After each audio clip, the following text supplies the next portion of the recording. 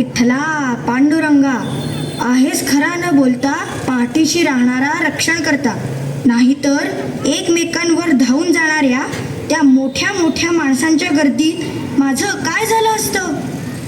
मी ठरवलं होतं, मला काहीही झालं तरी चालेल, पण मी तुला काही होऊ देणार नाही. पण तू वाचवलंस. आजोबा म्हणतात सगळीकडे तूच आहेस. मग एकमेकाला मारणाऱ्या, चिरडणाऱ्या अशा माणसांना तू का थांबवत नाहीस? त्यांना प्रेमानं वागायला का सांगत नाहीस? कितीतरी वर्ष सांगतोय रे, पण माणसांनी हे ऐकलं तर पाहिजे.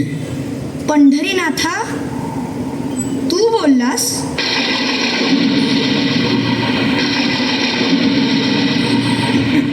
तिकडे नाही, इकडे. देवा, तू पुन्हा दर्शन दिलंस. हो, आजोबांबरोबर पहिल्यांदा वारीला आलास.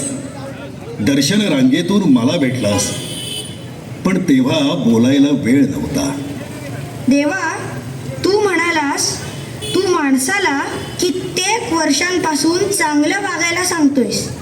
हो, तेही एका नव्हे तर कित्येक मुखांनी.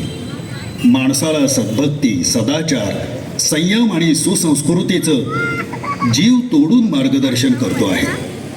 पण कित्येक मुखांनी म्हणजे वाईटाचा त्याग करून कल्याणाचा मार्ग धरण्याचा सतत उपदेश करणाऱ्या संतांच्या मुखातून. आज तू परस्परांच्या जीवावर उठलेली